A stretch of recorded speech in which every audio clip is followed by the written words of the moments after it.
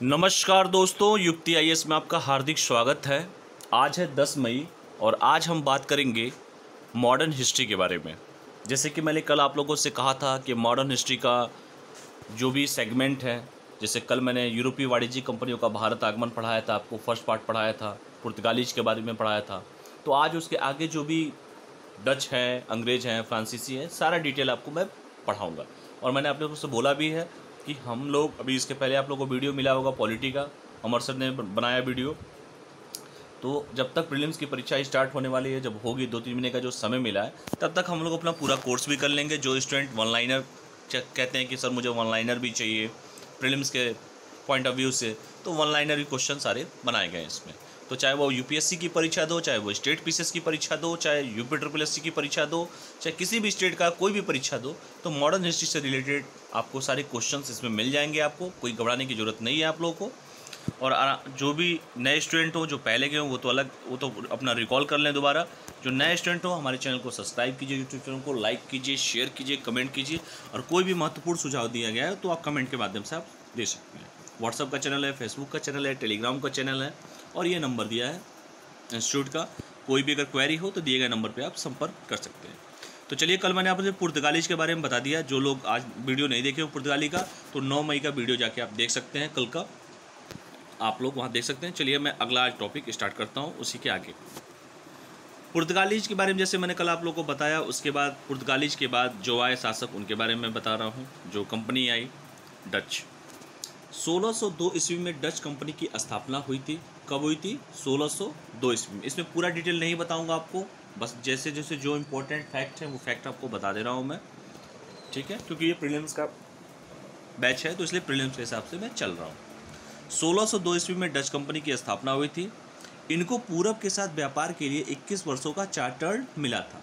यानी डचों को पूरब के साथ व्यापार करने के लिए 21 साल का चार्टर्ड मिला था।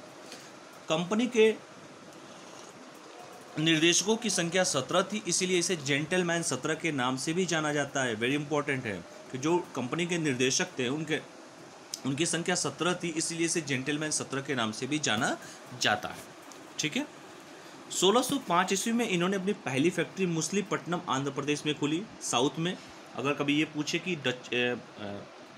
डचों ने अपनी पहली फैक्ट्री कहाँ खोली, तो सबसे पहली फैक्ट्री मुसलीपट्टनम आंध्र प्रदेश में पहली फैक्ट्री खोली, साउथ में।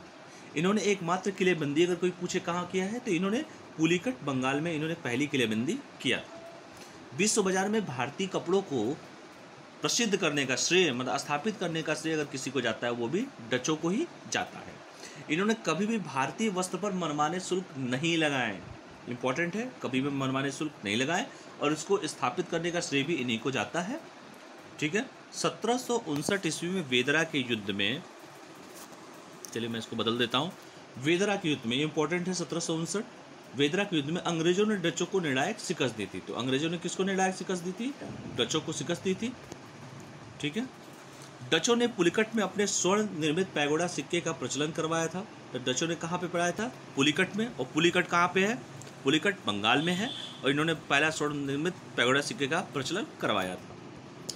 बंगाल से डच सूती वस्त्र, रेशम, शोरा और अफीम का निर्यात करते थे।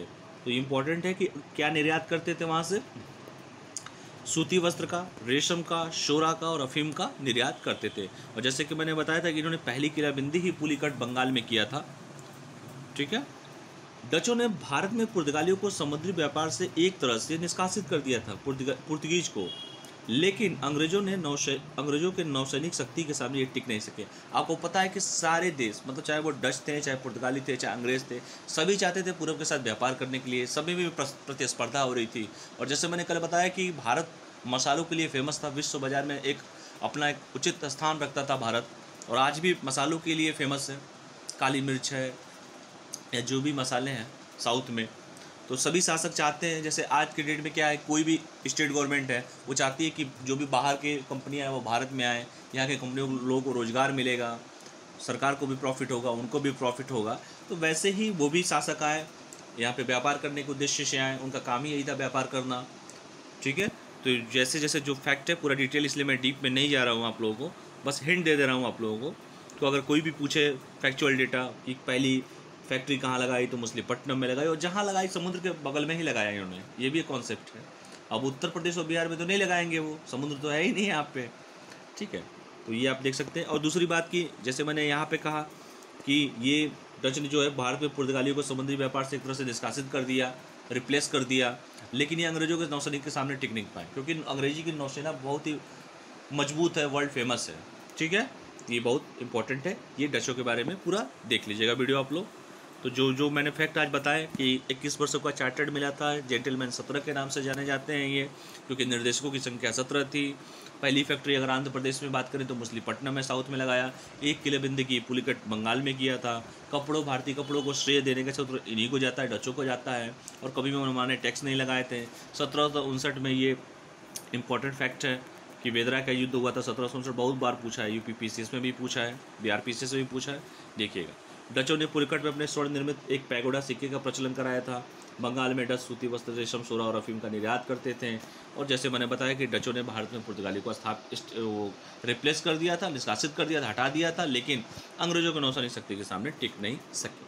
तो ये रहा डचों के बारे में पूरा डिटेल, आप पूरा देख लीजिएगा वीडियो को पॉज करके आराम से आप। चलिए अब तीसरे पे हम चलते हैं, अंग्रेजों के बारे में हम बात करते हैं, ठीक है। चलिए हम अंग्रेजों के बारे में बात करते हैं। 1600 ईस्वी में महारानी एलिजाबेथ, जो ब्रिटेन की महारानी थी, द्वारा कंपनी को 15 वर्षों का चार्टर दिया गया, जिसे बाद में जेम्स प्रथम ने अनिश्चित काल हेतु बढ़ा दिया था। यानी कि वहाँ की महारानी कौन थी? एलिजाबेथ थे, और जो सिर्फ 15 वर्ष का एक चार्टर दिया गया था कि आप जाइए भारत में व्यापार कर सकते हैं आप, ठीक है। कंपनी को चार्टर दे दिया गया था। बाद में जो जेम्स प्रथम थे उसने क्या किया था, उसको अनिश्चित काल के लिए, इनफाइनाइट टाइम के लिए बढ़ा दिया था। अब यहाँ से खेल चालू होता है। आधिकारिक रूप से भारत में पहली फैक्ट्री खोलने की इजाज़त हॉकिंस ने 1608 ईस्वी में जहांगीर के दरबार में पहुंचा। पत्र तो अकबर के नाम से था, चूंकि अकबर थे नहीं, ठीक है। तो जहांगीर के दरबार में पहुंचा और जहांगीर के पास जाता है और उनसे उन्हीं की भाषा में बात करता है, तुर्की भाषा में बात करता है। ये देखिए इतना बड़ा कॉन्सेप्ट, अंग्रेजों की चाल कि अगर बिजनेस करना है तो आप बिजनेसमैन पहले बनना सीखिए। वो आता है यहाँ पे, जहांगीर से मिलता है, जहांगीर से बात करता है, उनकी भाषा में बात करता है। जैसे आज कहा जाता है कि जैसे मान लीजिएगा अगर कोई भोजपुरी में बात कर रहा है तो आप भोजपुरी में बात कीजिए, क्या ज़रूरत है इंग्लिश में बात करने का, क्योंकि एक माध्यम है। जैसे आप किसी चीज़ को किस तरीके से समझा सकते हैं, तो अगर कोई भोजपुरी बोलता है आप भोजपुरी बोलते हैं, कोई हिंदी बोले तो हिंदी बोलते हैं, कोई इंग्लिश बोले तो इंग्लिश बोलते हैं। इससे क्या होता है कि सामने वाला और आपके विचार एक दूसरे से मिलना चालू हो जाते हैं, अपनापन महसूस होने लगता है।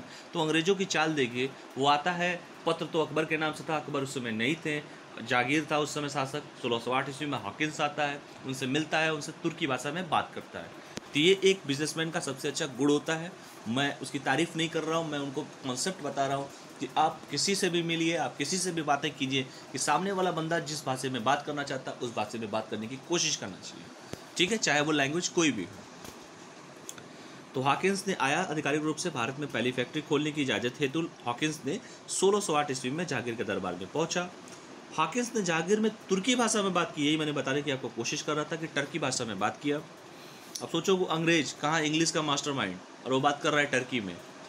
तो अंग्रेजों को भी लगा भाई, अपने वो मुगल शासकों को भी लगा भाई ये तो अपना बंदा है, ये तो बड़ा हमारे बारे में हितैषी है, और हितैषी का मतलब होता है जो हित की ऐसी की तैसी करे, बाद में करेगा ही वो। तो इसके बारे में बाद में बात करूँगा, आप लोग बस वन लाइनर देखिए आप, ठीक है। हॉकिंस ने जहांगीर से तुर्की भाषा में बात की, और जहांगीर ने हॉकिंस को बदले में क्या दिया? 400 जात का मनसब दे दिया, जाइए भाई साहब अपना काम करिए, कोई दिक्कत नहीं है, आप हमारे हैं। सर थॉमस रो, जो एक ब्रिटिश शासक था, वह व्यक्तिगत दूत बनकर भारत आया और 3 वर्षों तक यहाँ पे रहा। 3 वर्ष यहाँ रह के क्या करेगा? घूमेगा, घामेगा, मार्केट देखेगा कि क्या चल रहा है, माहौल क्या है भारत का, ठीक है। तो सर जो थॉमस रो थे एक ब्रिटिश शासक था और व्यक्तिगत दूत बनकर भारत का 3 वर्षों तक भारत में रहा, भारत आया और यहाँ रहा।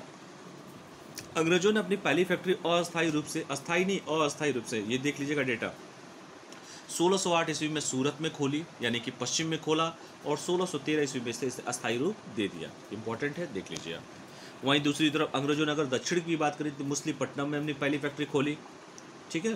दक्षिणी भारत मछलीपट्टनम में अपनी पहली फैक्ट्री इस्टेब्लिश किया। 1632 ईस्वी में गोलकुंडा के शासक ने ब्रिटिश कंपनी को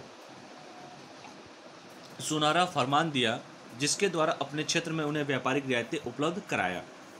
हर शासक चाहता था कि कंपनी हमारे के यहाँ आ जाए, हमारे के यहाँ काम करे, हमारे लोग को रोजगार। वैसे जैसे आज सरकार सोचती है कि जैसे मैंने आपको बताया कि हमारे के यहाँ कोई बाहर की कंपनी आएगी तो हमारे लोगों को रोजगार मिलेगा, पैसा वो भी कमाएंगे, हम भी कमाएंगे, वैसे उस समय भी चलता था। तो गोलकुंडा का जो शासक था उन्होंने ब्रिटिश कंपनी को सुनहरा फरमान भेजा कि भाई साहब आइए, हमारे क्षेत्र में भी आइए, हमारे के भी लगाइए, आप भी पैसे कमाइए, हम भी पैसे कमाएं। ठीक है, तो उसके आगे हम बात करते हैं। 1717 ईस्वी में मुगल बादशाह फर्रुखसियर ने अंग्रेजों को मुख्यतः बंगाल क्षेत्र में अत्यधिक व्यापारी हितों का चार्टर प्रदान किया और इसी चार्टर में मुंबई में अंग्रेजों द्वारा जारी सिक्कों को मान्यता दे दी गई। ठीक है, तो कौन शासक था मुगल बादशाह? फर्रुखसियर ने अंग्रेजों को मुख्यतः बंगाल में क्षेत्र में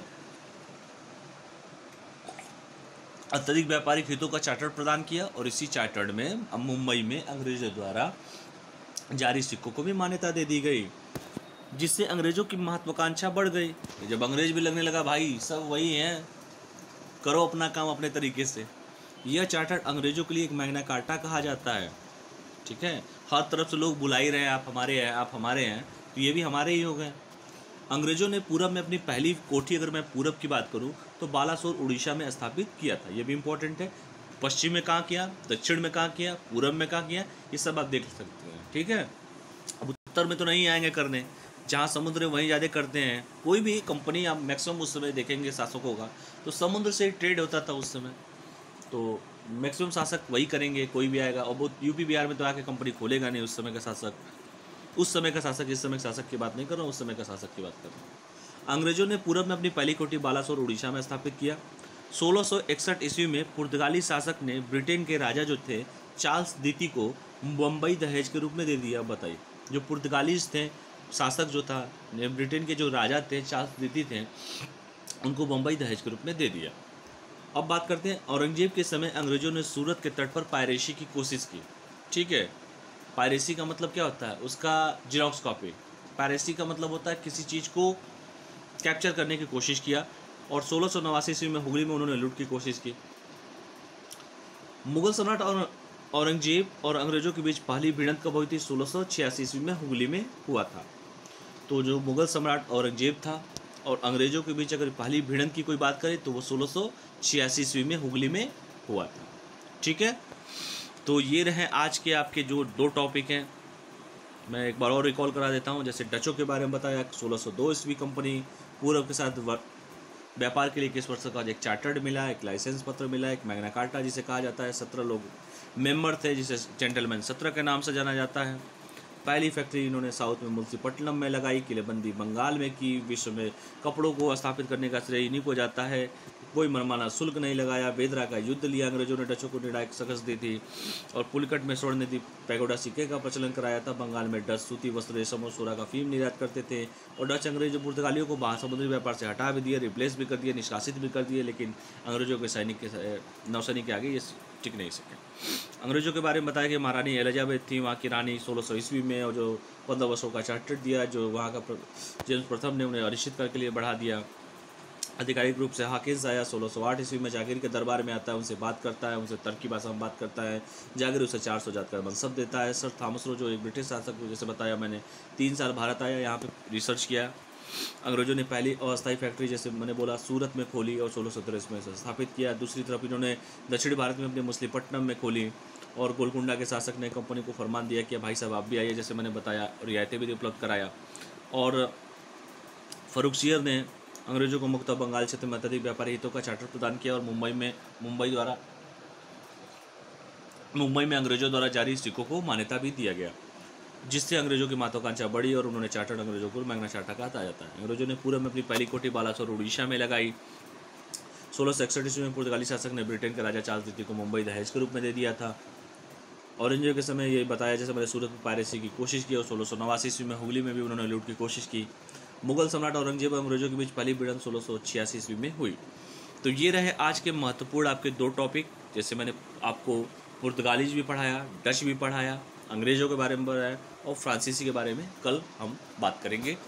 तो आशा करता हूँ कि आप लोग को ये चीज़ें समझ में आई होंगी। तो जिन्होंने अगर कल का सीरीज़ नहीं देखा हो तो वो जाएं यूट्यूब पे, और 9 मई का आप सीरीज पुर्तगालियों के बारे में पूरा डिटेल देख सकते हैं। और किसी को भी कोई क्वेरी हो, कोई टेस्ट सीरीज ज्वाइन करना हो, कोई कोर्स ज्वाइन करना हो तो दिए गए नंबर पे आप संपर्क कर सकते हैं। जो नए स्टूडेंट हैं वो चैनल को सब्सक्राइब करें, लाइक करें, शेयर करें, कमेंट करें। तो चलिए इन्हीं सब आशा के साथ आज मैं अपने सेशन को ख़त्म करता हूँ। पढ़ाई करिए, स्वस्थ रहिए, मस्त रहिए और पढ़ाई करते रहिए। चलिए।